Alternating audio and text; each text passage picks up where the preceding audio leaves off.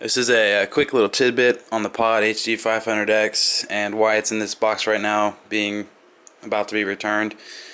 So I had this unit for about a month. I ran it into PreSonus Studio One on the computer, and at first I had a little bit of latency. I had about 4 milliseconds latency, and then I got rid of that. But so it's a good audio interface.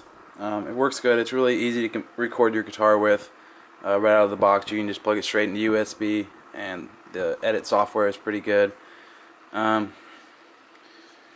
the reason I didn't like this was I've never been the biggest fan of amp modeling, and a lot of the amps, they don't sound bad, but just for certain things like really fast alternate picking runs and things like that, it just didn't. It has really bad picking dynamics. Like palm muted notes were really unrefined. Really, you couldn't even tell that they were notes, honestly. When you muted a string, it didn't sound right at all.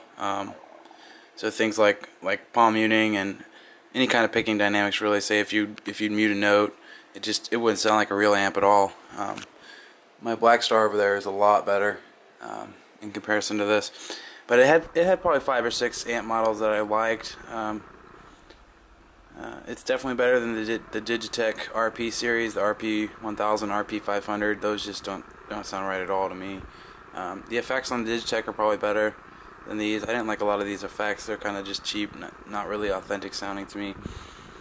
And I'm probably gonna save it for an Axe FX 2. And I actually got some sweet sounds out of this. I wish I could demo them for you guys. I was actually gonna do a video of some of the tones I made with this and share them, but my laptop crashed, broken CPU, so I had lost everything I had done on this, so that kind of demoralized me as far as this thing went. But it's not bad. It's good for the price. You get a lot for your money with this. You do get a lot of good sounds. You do get the ability to record a lot of decent tones. And you can use this as an audio interface. You don't need an audio interface with this. You can just plug it straight into your computer, into your audio workstation of choice, which would probably be something like Cubase, or I like PreSonus Studio One a lot.